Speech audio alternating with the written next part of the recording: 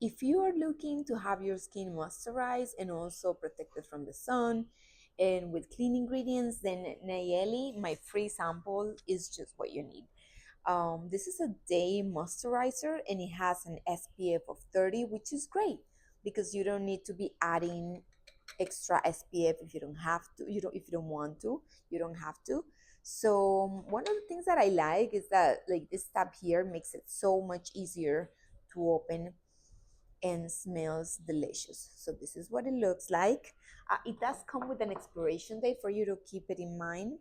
This is how it looks.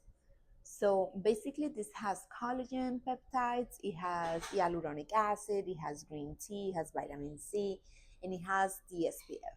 As you can see here, it doesn't build up or leave white marks on my face.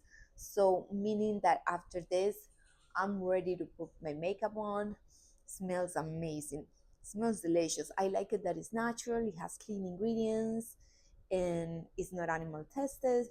So other than that, I believe it has good benefits. And on top of that, if you want to add a little bit more of SPF, you can. If not, you're just ready for your foundation and your makeup. I hope you enjoyed my review and thank you for watching.